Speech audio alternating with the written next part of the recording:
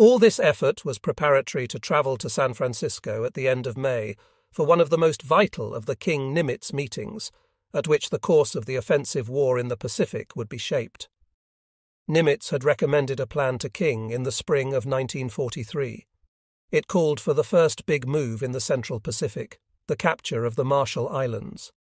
The Joint Chiefs had ordered this capture, the order had come down through King to Nimitz, and at the San Francisco conference in May, Nimitz was to give King the detailed plan for operations, the strategy all filled in, the tactics to be left to the man who commanded the battle force. Nimitz took the matter up with Spruance, his chief of staff. How would they take the marshals? The problem became a matter for discussion in the staff meetings. The first plan, advocated by many, called for the division of the Marshals Group into 4 or 5 atoll targets, those which were needed by the Americans to control the islands. American strength was to be divided into 4 or 5 forces to take the islands. Admiral Spruance objected. He said his fellow admirals were looking upon this operation as far too easy. I proposed an approach from the southward, tying it into our lines of communications between Pearl Harbor and New Zealand, Australia. Forrest Sherman, who was then Chief of Staff to Comerpac, Towers, was the only officer at these conferences who recommended a preliminary operation prior to going into the Marshalls. He favoured taking Wake first. Nimitz listened to all his admirals. He finally decided on the southern approach, which meant taking the Gilberts first, as Spruance wanted to do. That plan was submitted to Admiral King. He approved, but he ordered the simultaneous capture of Tarawa and Nauru, about 380 miles away, in the general direction to Truk. Spruance did not like it. The Japanese fleet, which was as strong as the American fleet at that moment, was based on Truk. We had no land-based aircraft that could observe Truk, and were dependent on our submarines for information of Truk. Nauru was a phosphate island, which the Japanese had taken from the British and used as an airbase to search the southern sector of the Marshalls and Gilberts. It would have been of very little use to the Americans. Spruance ordered his planners to come up with alternatives. In this atmosphere, Nimitz went to the King Nimitz meetings of May. Most of the talk was about plans and the changing needs of the fleet for offensive operations. The building program had caused troubles. Training was needed for ships and men coming into the fleet, for several destroyers had recently arrived, which showed very low ratings in gunnery. The trouble, of course, was that the shipbuilding program was getting ahead of the manning and training. King was complaining about the slowness of the fleet in sending men back to man the new ships. Nimitz was pushing his admirals and captains to let good men go to new jobs, but the whole performance was ragged. The opening day of this King Nimitz conference was devoted to a first-hand report on the recent Aleutians operations by Army General DeWitt. The second day was devoted to personnel problems. As the number of commands increased in the Pacific War, ships and shore, so did the complications of command. King and Nimitz talked over the question of making some commodores, an old Navy rank long since abandoned, except for such circumstances as the Navy now found itself in. An officer might find himself in a position, as a captain, where he directed the activities of a number of other captains senior to himself. It would be useful to make him a commodore, settling the matter of rank, yet not creating another flag post with all its complications. Halsey wanted at least 8 commodores, including Browning, who was still his chief of staff. Towers wanted Forrest Sherman made a commodore as chief of staff to the commander of Air Forces Pacific. Calhoun wanted his commander of service squadrons made a commodore. Browning was really in trouble. Nimitz and King discussed again the need for replacing him as chief of staff to Halsey. Nimitz said that the practice of giving temporary duty with leave, to get expenses, had been abused and he was cutting it out. Unlucky Browning was the cause. Nimitz did not forget the people who were doing good jobs for him. Captain Small, the war plans officer, wanted a sea command. Nimitz recommended him for rear admiral and a cruiser division. He also recommended that Kincaid be promoted to vice admiral on the basis of the victory at Attu. His memory was long. Milo Dramel was long gone from the Pacific Command, but Nimitz wanted a Distinguished Service Medal for Dramel, in honor of his unstinting service as Chief of Staff in those first dark days before Midway. Nimitz was not above revelling in a small triumph either. Back in the days before the war, when the clouds were darkening, Nimitz, as the Navy's personnel man, had stuffed the ships of the fleet with enlisted men to train them at sea. At the time, indignant congressmen, spurred by angry letters, had brought the practice to the attention of President Roosevelt. The president had charged the Navy with maintaining unhealthy and unreasonable conditions on the ships, and had demanded that the complements be reduced below 100% as established by the uniform standards. The finger was pointed at Nimitz, and he had been in trouble. But before long came the Japanese attack at Pearl Harbor, and this matter was forgotten. At this meeting, however, Nimitz could not resist reminding King of the dispute, and the benefits the training was now bringing to a fleet short of enlisted men. Assessing the commanders in the southern reaches of the Pacific, the shrewd King and Nimitz agreed that sooner or later MacArthur and Halsey were going to come to blows over publicity matters. Nimitz said that was all right. He had already instructed Halsey to let MacArthur have it. On the third day, the two admirals talked about troop disposition in the South Pacific and Halsey's forthcoming operations there. Then they got down to the future. The Navy's freedom of action was in the Central Pacific, they agreed, and the most promising point was the Marshall Islands. Or was it the Gilberts? Both were considered. Nimitz assessed the Japanese situation. Their striking force had been the Third Fleet, consisting of fleet carriers and fast battleships with screen ships. Now the Japanese had only 4 fleet carriers, Junyo, Hiyo, Shokaku, and Zuikaku, plus several converted carriers, which were suitable for ferrying and not much else. He did not believe the Japanese would fight on the fringes of their empire with the bulk of their fleet.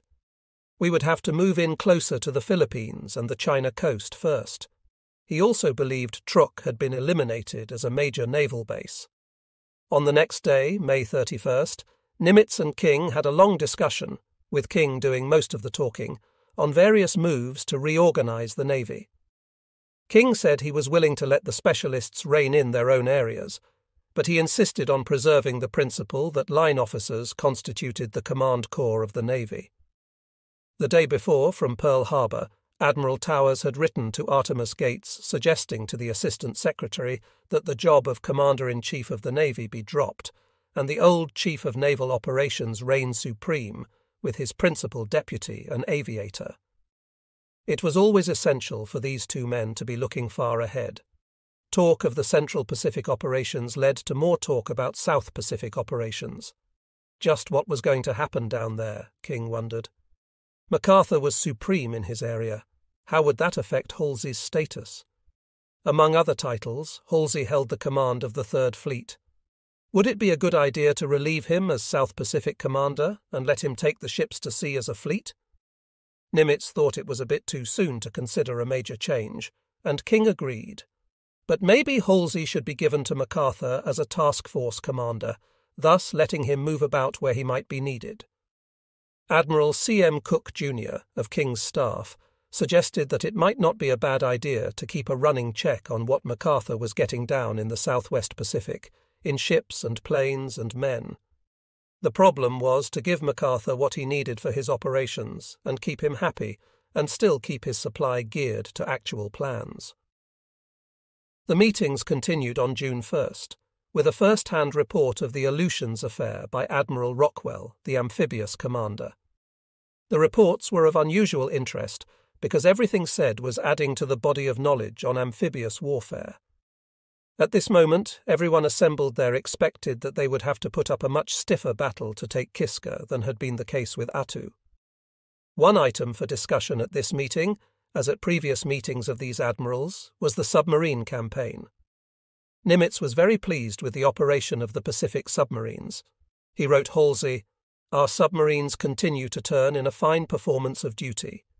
With a gradual increase in the number of submarines in the Western Pacific, the Japanese ability to keep their far-flung island empire supplied will gradually wane, and the time will come when they will have to make tough decisions regarding the abandonment of this, that, or the other distant island base, simply because it cannot be kept supplied."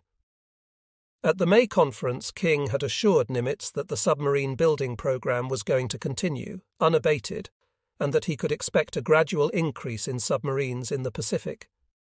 Earlier, the admirals had discussed the problems of the submarine torpedoes, which had dogged the American Navy since the outbreak of the war. When war had begun, torpedoes were manufactured by the naval arsenals, and it was impossible for them to meet the demand. Industrial firms were asked to begin building torpedoes. Their first big change was to fabricate torpedo casings from bent sheet steel. Another problem of the submariners could be tracked back to the pre-war budgets. Congress was not very generous with the Navy, and so the Navy parceled out its dollars very carefully. Although there were hundreds of submariners in the service, most of them had never seen a torpedo explode, because torpedoes were fired with dummy warheads, so they could be picked up and used over and over again. A hit was supposed to mean an explosion. When war began, and Admiral English's submarine captains came back to Pearl Harbor with reports of torpedoes that porpoised, or ran deep, or exploded prematurely, or hit the target and did not explode at all, in the beginning the naval authorities were inclined to be suspicious.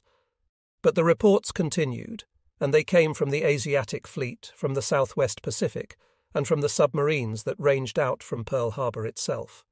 Something was wrong.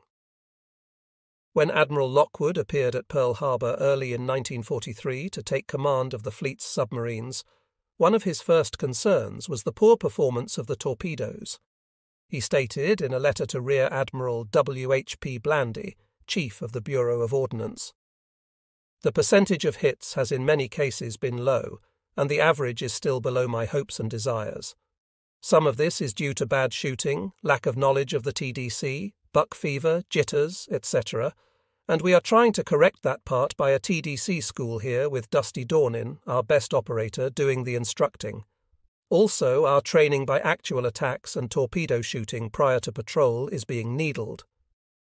Yet Lockwood knew that more was wrong. Stocks of torpedoes were low, and Lockwood was talking to Nimitz about undertaking extensive mining operations to make up for the poor torpedo performance. His torpedo officer suggested that they deactivate the magnetic exploder on the Mark VI torpedo. "There is much of interest and much food for thought in this memo," Lockwood added. By June, Lockwood was definitely displeased. The Bureau of Ordnance had made some changes in the Mark VI exploders, but they had not yet come to Pearl Harbor. The fact that so many of our prematures have occurred in torpedoes fired against aircraft carriers is to me most significant. If the Japanese have a means of creating a magnetic field which will explode our torpedoes at a point beyond the dangerous range, certainly they would apply this system to their most valuable ships first, that is, to CVs. Naturally, I am loath to inactivate the magnetic feature because it produces such splendid results when it does perform properly. But unless we get an aircraft carrier soon, I feel that we must cut out the magnetic feature. We have shot at 4 with prematures in every case in the last 2 months, and I await only news of the results of Mr. Bai's conversions before taking this step.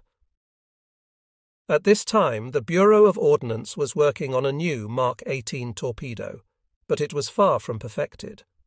In the spring of 1942, Westinghouse Electric Corporation was given a contract to produce the Mark 18, an electric torpedo, although the faster Mark 14 torpedo was already being built. The idea was to put through a rush program, but with a new weapon, a rush is relative. By June, the Bureau had 5 handmade torpedoes to begin experiments. A year later, the experiments had not gone very far. As far as the Mark 14 was concerned, 400 to 600 were being produced each month. The struggle then continued. Nimitz was aware of the torpedo problem, but since it was only one of so very, very many that faced him, he left it in the hands of Lockwood. One of Nimitz's pressing problems was the organization of Halsey's command. He and King were certain that many of the problems that appeared came from faulty organization, and this, they felt, could be traced to his chief of staff, Browning. Nimitz went to Noumea in June and looked over the situation. He returned, satisfied for the moment, and ready to turn his attention to the Central Pacific. One of Nimitz's command faculties was the ability to stretch to its limits the principle of command for the commander, yet keep total responsibility in his own hands, and make sure that he knew everything that was going on in the planning of an operation. He did not want the details, but he insisted that he know the broad outlines and more, how the outlines would be sketched in. Equally important, when Nimitz picked his men, he stuck with the first team, his own word, and he brought to his senior commanders the same feeling that only best men need apply for top jobs. Without overdoing it, Nimitz made command in the Pacific as important as it could be anywhere, and he engendered a pride in his commanders that was unmatched in the war, or at least unsurpassed.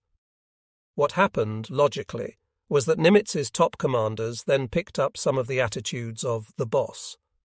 A case in point is that of Admiral Spruance. In his behaviour and his planning, he followed Nimitz's course. It was sometimes said by members of the staff of Sinkpak that Nimitz had brought Spruance in as chief of staff, kept him in the Nimitz presence by day at the office and by night in the house on Makalapa, and reshaped Spruance's thinking until it matched his own, then sent Spruance out, confident that the junior admiral would act just like Nimitz himself in all conditions.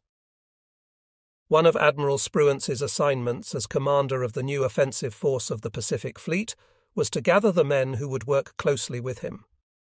Over the years, in command positions and as teacher at the Naval War College, Spruance had learned as well as any senior officer in the Navy how to pick men and give them the authority and responsibility to do the jobs demanded. In that tenor, he began to choose. Spruance's first task was to assemble his personal staff. Most admirals had specific people in mind for all jobs. Not Spruance.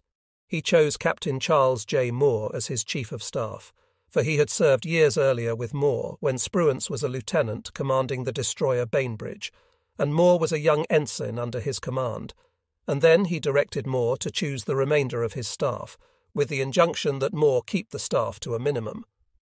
Getting Moore was not entirely easy, for this particular captain was serving as a member of the War Plans Division of the Office of Naval Operations and senior member of the Joint War Plans Committee of the Joint Chiefs of Staff.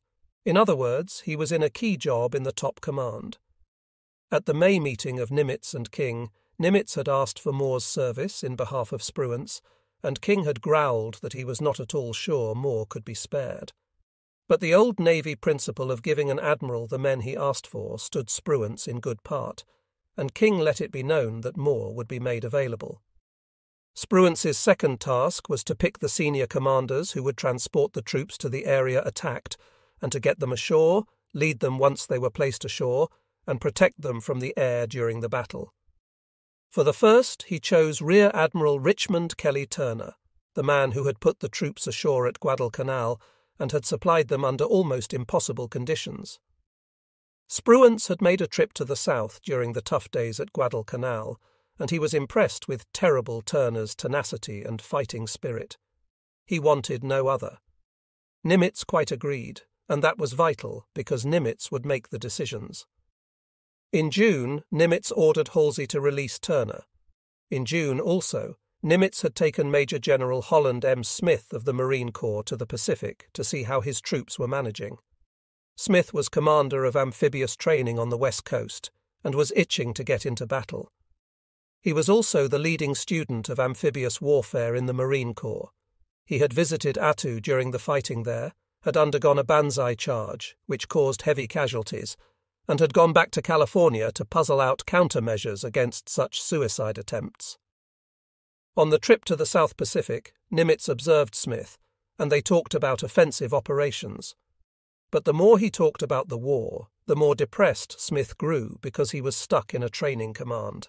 Smith recalled later, "Seated by the window in the Coronado, watching the immensely thick and fantastically moulded banks of clouds that form the perpetual Pacific ceiling, I was lost in this depressing speculation when Nimitz called me to the other end of the cabin where he had been reading a magazine. 'Holland,' he said gravely, 'I am going to bring you out to the Pacific this fall. You will command all Marines in the Central Pacific area. I think you will find your new job very interesting.' Spruance agreed with Nimitz that Holland Smith was the man for the command of the Marines who would carry the assaults. It was established, through the King-Nimitz conferences, that the Marines would be used in the Central Pacific as the shock troops, although Army units were also under training, and had shown in the assault of the 7th Army Division on Attu that they could absorb the training. Nimitz, by the way, was far more aware of the similarities among the men of the services than many of his officers, and fond of reminding them. When confronted by a complaint about Army infantry ignorance or Army Air Corps failures, he often noted that it was a matter of education and information. All these American boys had approximately the same background prior to basic training, he said. These discussions between King and Nimitz had centered over an invasion of the Marshall Islands, but Spruance, the strategist, suggested that it would be best to move first into the Gilberts. These islands were vital to control of the Central Pacific, because they lie north and west of islands held by the Americans and south and east of the major Japanese bases in the Carolines and Marshalls. Going straight into the Marshalls would be far more difficult because so little was known of them. The Gilberts had been held by the British until 1941, but the Marshalls had been held by the Japanese since they were taken away from Germany in World War I. What the Japanese had been doing in either place was only sketchily known, but aerial reconnaissance must be made of either island. In the Marshalls, it would have to be done from carriers, very expensively and dangerously, or from bases.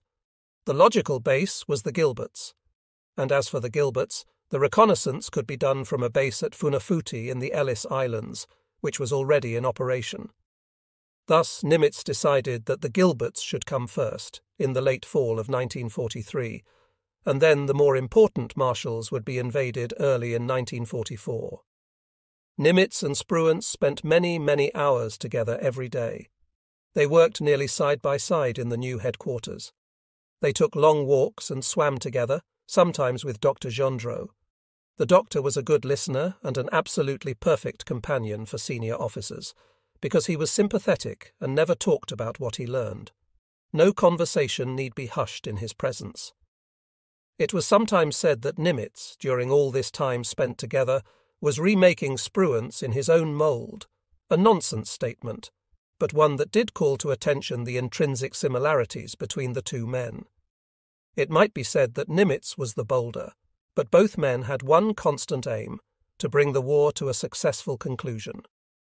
There was the major difference between the men who would be Nimitz's two arms, Halsey and Spruance. Halsey wanted to fight. He would do almost anything for a chance to hit the Japanese fleet. But Spruance was not interested in the Japanese fleet, except to the extent that knocking it out would further the general war effort. In this he followed the Nimitz philosophy, a far gentler and more thoughtful one than Halsey's. One day, for example, there was a report of an earthquake in Japan. One young officer of the Halsey persuasion remarked that it was too bad the earthquake had not submerged the Japanese islands.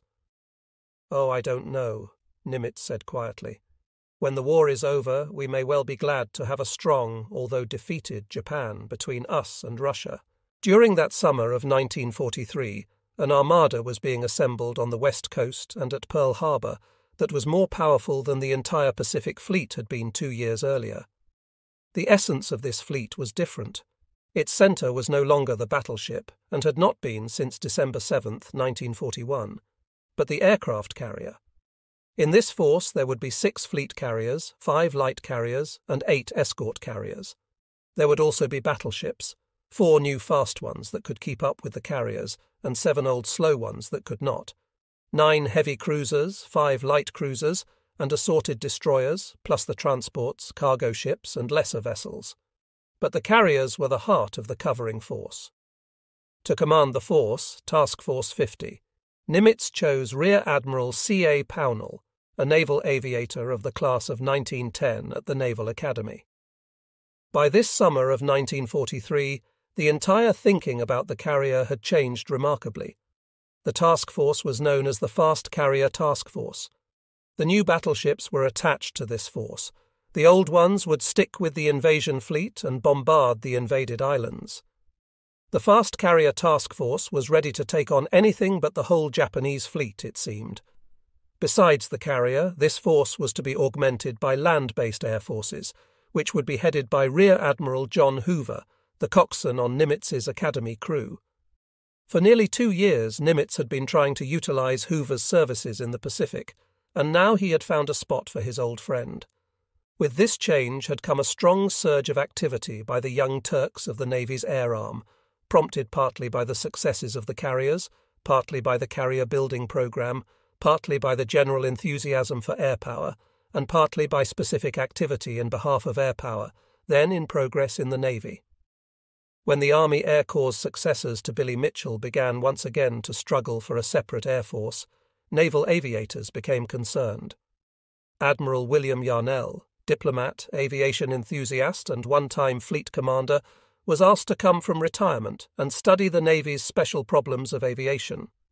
His study, in a way, became a catalyst for the complaints and ambitions of the naval aviators. In 1942, one of the Young Turks, Captain J.J. Clark, suggested that the United States needed 150 aircraft carriers to win the Pacific War. Admiral Towers agreed with him, and Clark was sent around the country on a speaking tour, even as Halsey took command in the South Pacific. Clark distinguished himself in the landings in North Africa and was given command of the New Yorktown, a carrier of the Essex class, one of 327 100-ton ships, carrying a crew of nearly 3,500 officers and men, 36 fighters, 36 dive bombers, and 18 torpedo bombers. By midsummer she was in Pearl Harbor training, along with Essex and the light carriers Independence, Monterey, and Princeton. Soon the new Lexington arrived. With so many carriers in and out of port, Pearl Harbor became very aviation conscious. Aviation had not taken over the Navy. Gunnery Officer Tom B. Hill was one of the busiest men at Pearl Harbor, for among other things he was responsible for weapons training of all the Navy there, including the aviators. Captain Hill and his assistant, Commander E.M. Eller, began a school of fire control. They sharpened up the use of radar and saw that operations sent destroyers out into the Pacific on training missions before they went to war. They established gunnery schools in the South Pacific and at Pearl Harbor. The aviators did their own training under these officers' careful eyes, but some of them resented the advice of line officers. Admiral Towers, for example, wrote often in his diaries about the defensive attitude of some of the senior staff and senior officers at Pearl Harbor. When Admiral Gormley, for example, began building a bomb shelter for 400 men at Pearl Harbor, Towers totted up the figures: 42,000 bags of cement and 60 tons of steel, and $400,000. "I often wonder if Hitler's secret weapon isn't our defensive attitude," he said. Towers was chafing in his job, which was largely a matter of logistics. He wanted a combat command, but Nimitz was firmly resisting him, telling Towers of his responsibilities as commander of the air forces in the Pacific. Towers and his junior commanders took the position that the fast carriers should be used extensively as offensive weapons and should not be tied down to the invasion forces. He was now backed fully by several officers: his chief of staff, Forrest Sherman, Clark, Arthur Radford, Frederick Sherman, and Alfred E. Montgomery, all experienced task group commanders or carrier commanders. By midsummer, Towers was writing to his friend Under-Secretary Forrestal very dejectedly. "I must confess," he said, "that those of us out here who are in a position to have a reasonably good idea of not only what is going on, but also what is planned, have a feeling approaching utter hopelessness, and when I say this, I am referring to major plans and major policies." The basic problem, Towers believed, was that aviators were not given sufficient responsibility in either the planning or the execution of major policies. It was hard to say more by letter, but Towers said Sherman was on his way to Washington, and that perhaps Forrestal could find some time to see him. In this period of planning the first big Central Pacific offensive, Towers was trying to make the power of the Air Force felt. On August 21st, he wrote a long memo to Nimitz about carrier application. Now, said Towers, there were 3 ways to use the carrier forces at Nimitz's disposal. First and foremost was to send carriers in air attacks against ship and shore. Second was to use carriers in direct support of amphibious operations. Third was air support of other ships in the task force. The expanding carrier force, Towers said emphatically, demanded new skill and imagination in use. It would mean the difference between a short war and a long one if the carrier force were used properly or improperly. The carrier force would be able to attack Truk, the Marianas, Bonin, and the Japanese homeland. To be air-minded, said Towers, is no substitute for long aviation experience. What he wanted was aviators in charge, and if they could not be in charge, then these senior commanders responsible for coordinating carrier striking forces with surface and amphibious operations should have seconds in command who were aviators. The discontent of some of the aviators was growing very serious that summer. Towers wrote an anguished letter to Admiral Horn summing up all the complaints of the aviators. He first cited the failure of the Navy to publicize the Naval Air Force victory, which has never been forgiven. His second grievance was the slowness of awarding decorations or commendations to naval airmen. It seemed that Army aviators had only to get up in a combat zone to win a medal, whereas naval flyers were very seldom honoured. Towers complained about the failure of the Navy to make spot promotions for gallantry, or to give rank commensurate with position. The Navy officers were always comparing. They saw Army Air Corps officers of the same length of service who were colonels or brigadier generals, while most of the Navy men were still lieutenant commanders. And finally, he mentioned the failure of the high commands to give senior aviation officers of long experience and proved professional ability a real voice in strategic plans. What Towers wanted was Spruance's job. If he could not have that, he wanted to command the task force that would support the invasion. He went to Nimitz, pleading for this chance to go into combat, but Nimitz again said that Towers should stick to his job as commander of the Air Force. Towers put his plea in writing, but still Nimitz refused. To Towers, it seemed that Nimitz was simply being obfuscatory, but the Towers' view of the picture was more limited than that of his commander-in-chief. Towers did not know, for example, that Nimitz was also being harried by Admiral Lockwood, who itched to take a submarine out on patrol. Nimitz wrote Lockwood too, saying he appreciated Lockwood's emotions and shared them, but that both must stick with their commands. Frank Jack Fletcher offered to take a demotion to Rear Admiral if he could get back to sea. But Nimitz could not take cognizance of individual pleas, and he did not. The Towers-Nimitz discussion grew more animated. On August 22nd, Towers presented a long memo to Admiral Horn, repeating much of what he had said earlier and emphasizing his unhappiness because so few senior air officers had real voice in overall policies. He had read in the newspapers of the reorganization of the Navy Department in Washington, and that the chief of the Bureau of Aeronautics, who had been directly under the Secretary, was now deprived of most of his authority. This was also true of all bureau chiefs in the reorganization, and none of them liked making the Chief of Naval Operations supreme in fact. The next day, Towers went to confront Nimitz. McMorris was in the room, but said nothing. Towers made his case, and Nimitz disagreed. They had a long discussion of the subject, and at the end of it Nimitz said simply that Towers had the wrong picture. Later, Towers wrote to Admiral Yarnell. To put it bluntly, he said of Nimitz, his reaction was to the effect that I did not know what I was talking about, and Nimitz apparently came as close to losing his temper as he ever had. Rather violent, said Towers of Nimitz's reactions. Towers was shaken by the result of his boat rocking, but in fact he was more effective than he might have believed. Nimitz was about to relieve Captain Ralph Ofstie as aviation officer on his staff, because Ofstie was eager for a command of his own, and when this came about, Nimitz said, he proposed to upgrade the job to that of Assistant Chief of Staff for Aviation.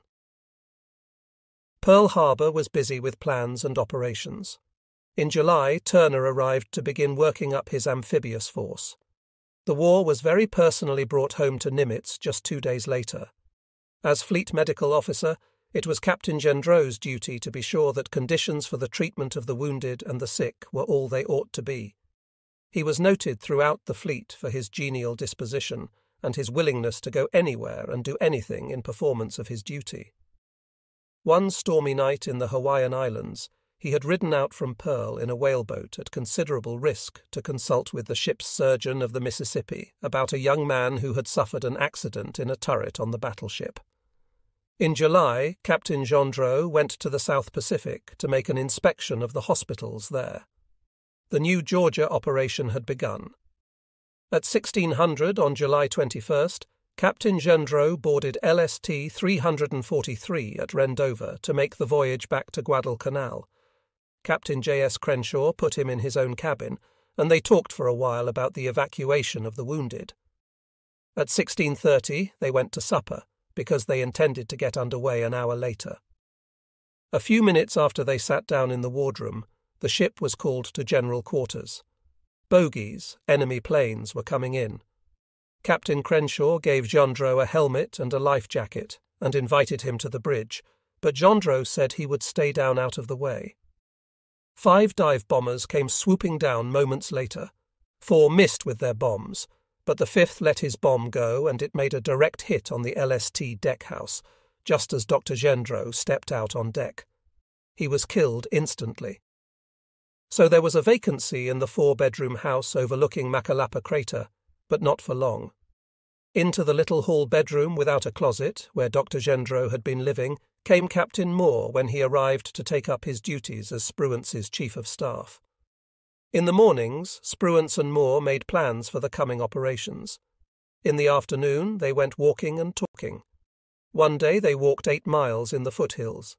The next day, Spruance slowed the pace and let Moore off with 4 miles, but the day after that they covered 10 miles in 3 hours. In the evenings it was quiet in the house. Captain Moore wrote to his wife, "I have just spent the evening stretched out on a davenport in our big living room in the dark, listening to the radio. Sock was on one other davenport and Raymond in a distant corner. Each was oblivious of the others. Very pleasant." Moore was very pleased to be so close to his commander, although a little uneasy at living with 4, 3, and 2 stars, as he put it. It was unusual. A friend who had a vacancy in his house asked Moore to come there and live, but a captain did not tell 4, 3, and 2 stars that he did not want to live with them, so Captain Moore remained where he was. It could not last forever, and it did not. A captain, unless an aide, had no place in the house of a 4-star admiral, and Moore was shoved out one day when a flag officer came to visit Pearl Harbor.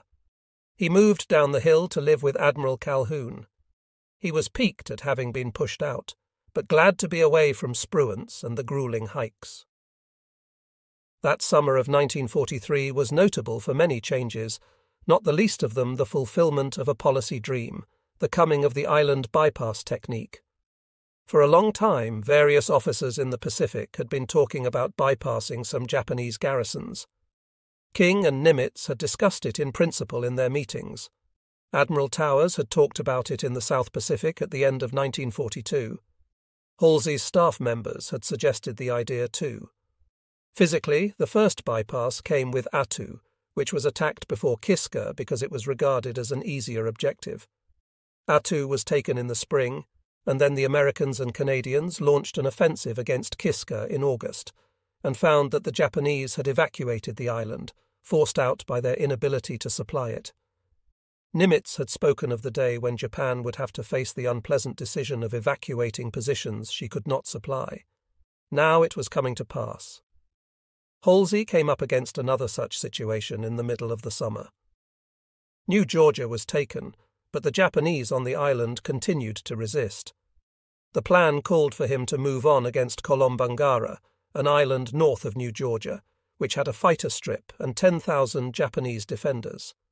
Again, Halsey's staff brought up the question of island hopping, and on looking at the map, Halsey saw that Vella La Vella Island, above Kolombangara, was 35 miles nearer the shortlands, was suitable for an airstrip, and had only 250 Japanese in garrison. Thereupon, Halsey sent Admiral Fitch down to Brisbane to see General MacArthur and convince him that they ought to change the plan and bypass Kolombangara. Fitch knew that he had a big selling job ahead. He took with him senior officers from submarines, surface ships, and service forces, so that all questions might be answered quickly. The Navy group was greeted in MacArthur's outer office and escorted into the General's presence, where he was the soul of courtesy. But they had scarcely settled down, and Fitch proposed the question, when MacArthur began a peroration about the grand strategy of the war, not in the Pacific, but in Europe. He walked up and down the office in his brown leather flight jacket with ribbons extending from clavicle to floating rib, and he jabbed his corncob pipe out in front of him as he spoke. After 15 minutes, General MacArthur stopped, smiled, and said, "Thank you, gentlemen." They were dismissed. Fitch did not know what to do. He had no answer to his question. He could not return to face Halsey without an answer. He called MacArthur's office and was told that MacArthur was very busy. He called again and spoke to various colonels and generals, until finally, with great reluctance on the part of the MacArthur staff, he was granted another short interview.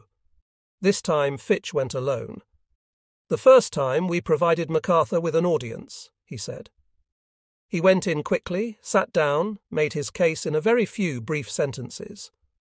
MacArthur looked up and nodded. He was in perfect agreement. "Work it out with General Sutherland," he said. "I agree with anything you and Halsey want to do." So the bypass was on. Vella La Vella became the new target. The invasion was swift and successful, and in the months and years that passed, many men took credit for inventing the process. But as Fitch indicated, and as the papers of many others have indicated, it was a general idea, an idea that had come into its time, and it was possible, as were so many other developments of the Pacific War, only because of the cooperation of men of many services and many nationalities. If it had been noticeable at the last meeting or two between King and Nimitz that the Pacific theatre of operations was growing so rapidly in men, materiel, and ships as to become unwieldy, the change became unmistakable in the summer of 1943. The logistics problem bedeviled Nimitz increasingly. In a spirit of helpfulness, the Army sent General E.H. Levy on a trip through the South Pacific to examine Halsey's supply system. Levy returned to Washington in July and reported to Lieutenant General Somerville, the chief of the Army system of supply, and to Admiral Calhoun in Pearl Harbor. The changing nature of the war made it essential that Nimitz accept ideas that were completely foreign to the Navy way of doing things in the past. Levy and his ideas were a case in point. Levy had come to the conclusion that Nimitz did not have a theatre staff at all, but a fleet staff, concerned primarily with operations in the Central Pacific. Actually, he said, there was no logistics section in the SINCPAC headquarters. Admiral Calhoun was in charge of fleet supply only, and was not a chief of staff for supply, as he had earlier believed. In other words, there was no one capable of controlling supply activities in the whole Pacific. Nimitz kept control over everything in the Central Pacific, including the Army.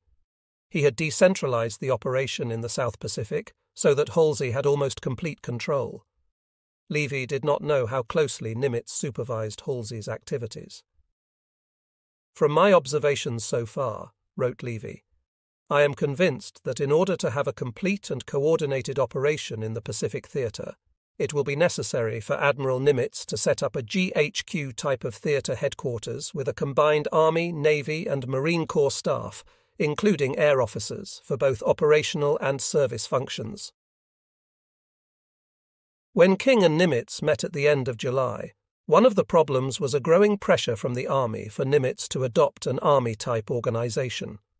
It had been suggested that Nimitz abandon his title as Commander-in-Chief of the Pacific Fleet, perhaps to Halsey, and that Nimitz become Supreme Commander of the Pacific Ocean areas, which meant an exact counterpart to MacArthur or Eisenhower. Admiral Jacobs noted that Eisenhower had 900 officers on his staff. The Army, like the Navy Airmen, was pressing for a greater voice in the Pacific planning. Nimitz and King did not like the comparisons with the Southwest Pacific Command of General MacArthur, but they were being made constantly. And one reason for it was that there were so many thousands of people moving in and out of the Pacific each month. More ships, more troops, more planes were coming in. There certainly was truth in the Army charge that Nimitz was an active fleet commander. He took interest in everything regarding his fleet. Dr. Gendreau had been killed because he wanted to be able to give the most complete report possible to his chief. He knew Nimitz would want that. One day, while walking on the beach, wearing informal clothes with no insignia of rank, Nimitz fell in with a young sailor who told him of the difficulties of life on his ship. After some discussion, Nimitz asked why the youngster did not report these conditions to his commanding officer or the executive officer. "No officer would care," said the young man. Then Nimitz identified himself.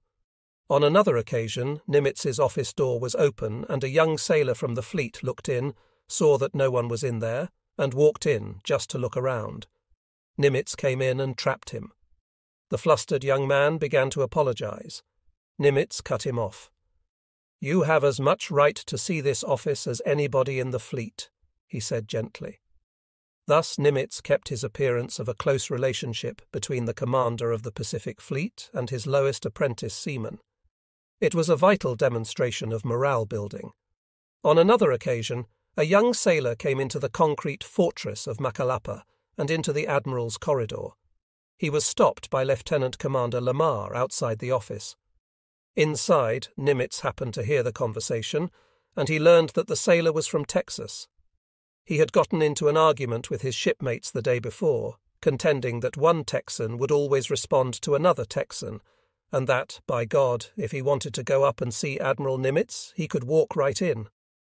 Lamar was explaining to the sailor that gobs do not call on four-star admirals when Nimitz opened the door, grinned benignly, and invited the Texas sailor in for a visit. Furthermore, he ordered Lamar down to public relations to pick up a photographer and come back to take their picture. That day, the Texas sailor had a chat with his commander-in-chief about affairs of the fleet, and went back to his ship with a photograph to prove it. For reasons of his own, too, Nimitz liked to feel that he was in touch with the men of his command at every level. As the fleet grew, and ships were constantly on the move, it was no longer possible for Nimitz to know every commander of every vessel that steamed out of West Coast ports. He felt that he was getting out of touch, and one day he told an aide to tell the type commanders, battleships, cruisers, and so on, that in future, when a ship touched Pearl Harbor, the captain was to pay a duty call on the admiral. Each day at 11 o'clock, after the morning staff meeting, Nimitz held open house for his captains. He was careful each day to make sure that the enlisted men who served him had their meals, and he would inquire about chow of the Marine Guards at the house on Macalapa and his driver. He knew he could count on them to sample the Corps' morale. One night, while coming back to Pearl from Honolulu, Nimitz saw an extremely intoxicated sailor standing beside the road. Nimitz told the driver to stop, and they picked up the sailor, who turned out to be a Seabee. He did not recognize the admiral, but under questioning he told a story of unhappy conditions in his Seabee camp. That night the sailor was dropped off just outside his camp's gate. Next morning Nimitz announced that he was going to inspect that Seabee battalion at 11 o'clock. He made the announcement at 10, which gave Lamar time to call the commander and warn him, but did not give the commander time to do anything to spruce up the camp. Just as Nimitz wanted it, the camp would be as is.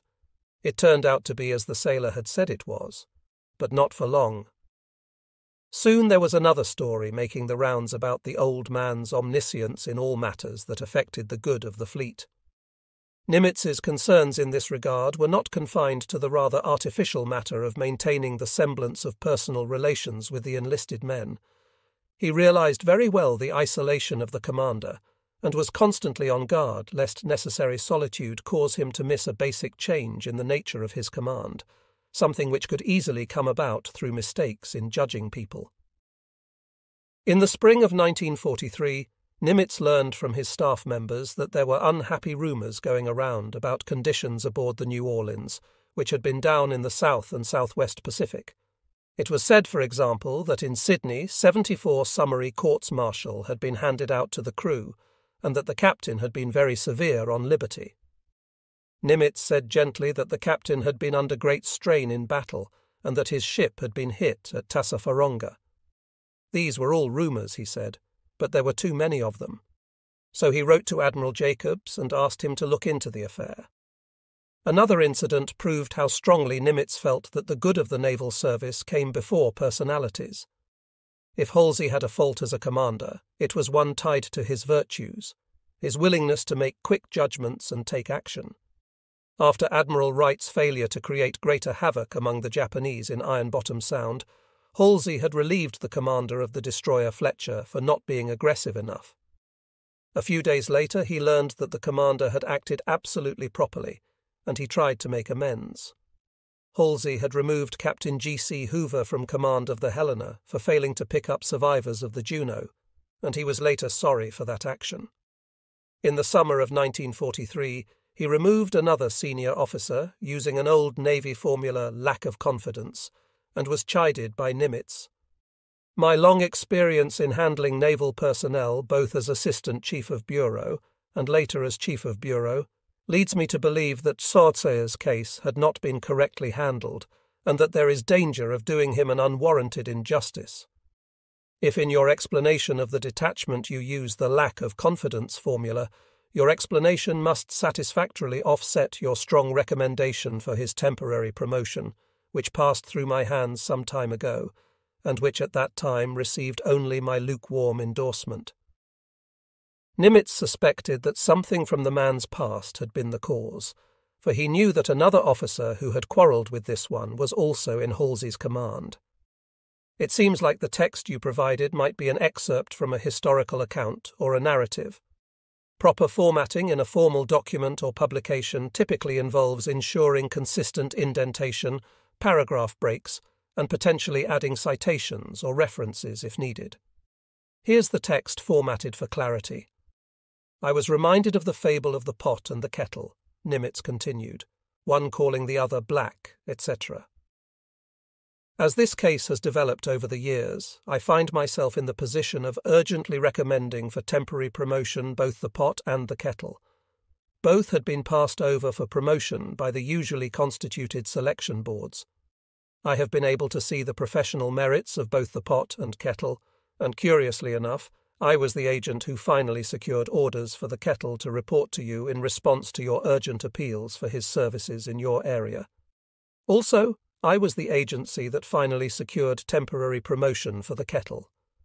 To top it off, I now find myself having recently recommended the pot for promotion, based partly on your written recommendation and partly on my observation just at the time you detach him, presumably for cause.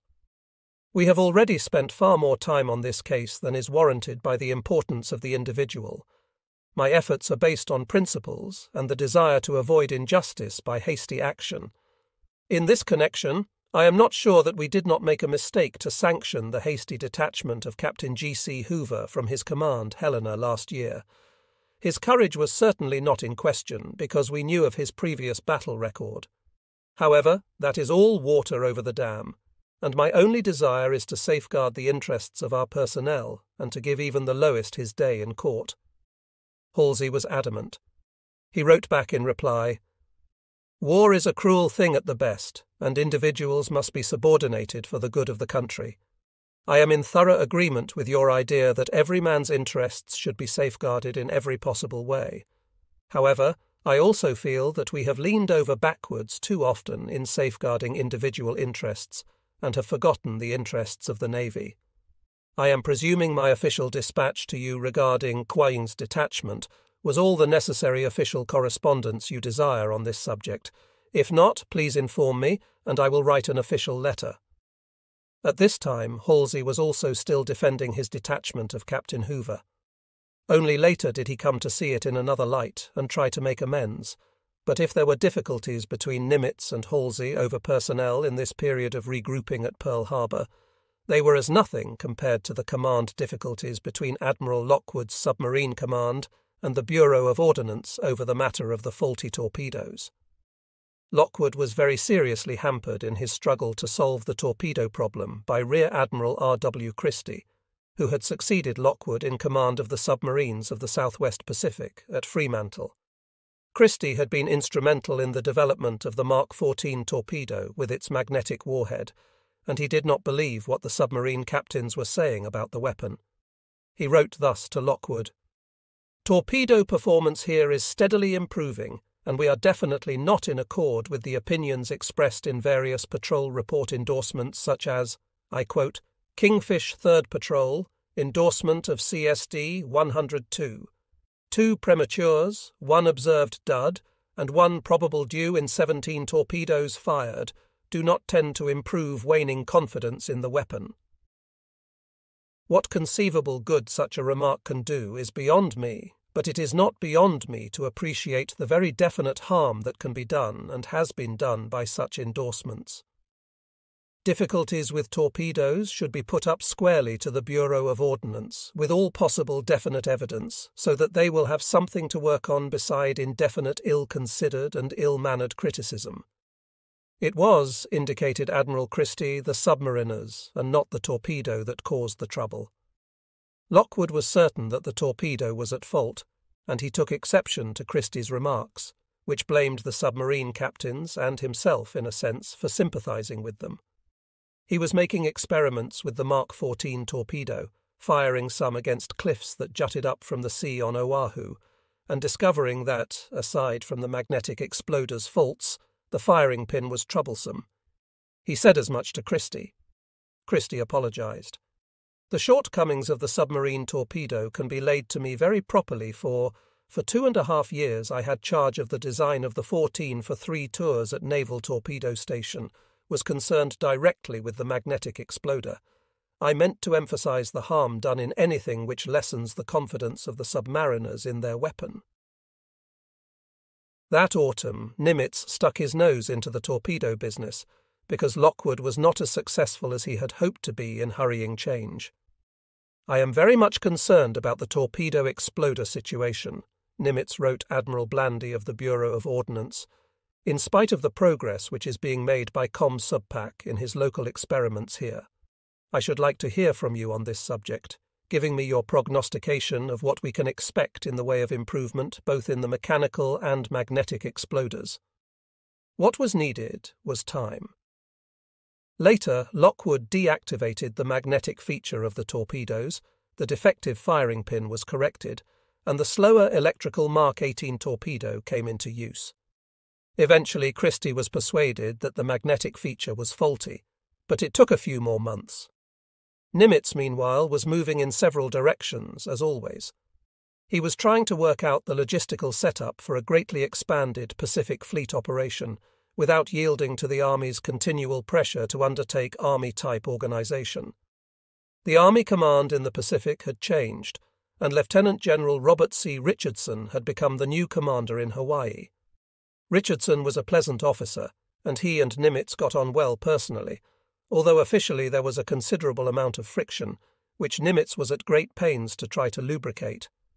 Lieutenant General Somerville, commander of the Army Service Forces, hoped to persuade Nimitz to exercise his command function as Pacific Ocean Area Commander, and then bring in Army and Navy commanders on equal bases under him. But Nimitz insisted on keeping direct command of all operations in his theatre. Spruance was now commander of the Fifth Fleet, and for operations he was a task force commander, with the aviation and troop commands also under his supervision. That was the way it would continue to be. In the forthcoming operations, most of the troops ashore would be Marines, but the 27th Army Division would also participate in the Central Pacific Campaign. With the development of plans, another difficulty began to present itself. Nimitz had chosen Admiral John Hoover to head the land-based air forces and the defence of all land areas. What this meant, in essence, was that the Fifth Fleet would move into its objective, with Admiral Spruance in charge. The amphibious force, under Admiral Turner, would land the troops and their supplies. The Marines, under General Holland Smith, and the Army forces, under General Ralph Smith, would capture control of the islands. Holland Smith was in overall charge on land. Once the islands were secured, the control would be passed to Admiral Hoover, who would be responsible for their defence, the use of the islands as air bases for attack on other enemy positions, construction of air bases and port facilities. Hoover's job was comparable to that of Fitch in the South Pacific. Initially, he was to have 2 lines of approach for his land-based air attacks into enemy territory, up from Samoa through Wallis and the Ellis Islands, and from Canton through Baker. Hoover went down to Noumea to serve under Halsey for a while and learn the ropes from Fitch. Again that summer, Nimitz had occasion to worry about Halsey and personnel problems. During the New Georgia operation, General Hester had suddenly been removed from command of a division. Nothing was said about it, and Nimitz heard rumours a few days later. He wondered. But as it turned out, there was nothing to worry about. Major General Hester had gone into action suffering from stomach ulcers, about which he said nothing, and had nearly broken down. He was travelling on his nerve, said Halsey. He had been relieved by Major General Oscar W. Griswold of the 14th Corps and sent back to hospital. It was a relief to Nimitz, but as he informed Halsey, he would really like to know about these things as they happened. By late summer, Operation Galvanic, the invasion of the Gilbert Islands, was assuming shape. Spruance and Moore and several others made a quick trip to the South Pacific in August to look over atolls that would be similar to the Gilberts, and to study the Guadalcanal story and Halsey's South Pacific operations. They were fortunate, obviously, in having as amphibious commander Admiral Turner, who had been through the whole Guadalcanal battle in the same capacity. He had been replaced in Halsey's command by Rear Admiral T.S. Wilkinson. Soon, Rear Admiral Harry W. Hill joined the Central Pacific team. He had been terrible Turner's assistant in the War Plans Division in Washington, and had spent the past year in the South Pacific in command of a division of the old battleships. His specific detail would be the landing on Tarawa, and he would report directly to Turner. There were problems to be worked out. Turner wanted to remain in command of the amphibious operation until the end, but Holland Smith insisted that he assume command once the men and equipment were ashore and in control of the situation. Captain Moore, after refereeing the argument day after day, called upon Spruance to make a decision. Spruance simply would not lay down a dictum. "I have chosen these men because they are intelligent and reasonable," he told Moore. "Let them work it out." Whereupon he left the office and went out for a long walk. The task force that was being assembled under Admiral Pownall was the biggest yet seen in the Pacific, and it needed a good deal of training. Late in August, Pownall took his force out for a raid on Marcus, which would also be a practice for the coming operation. This raid was conducted by Yorktown, Independence, and Essex. Pownall had expected a wind of 8 knots, but faced a dead calm, needing 30 knots speed for launching. At 0422 on September 1st, all was ready. The carriers were speeding along in the dark, and the forward screening ships turned on their searchlights so the pilots could see to take off and orient themselves for rendezvous. Some of the planes carried flares and incendiaries, and these were dropped first to light up the target. No Japanese planes got off the ground.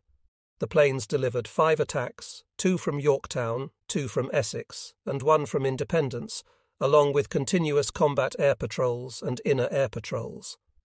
The formation stuck together well at a speed of 25 to 28 knots, and there was absolutely no trouble.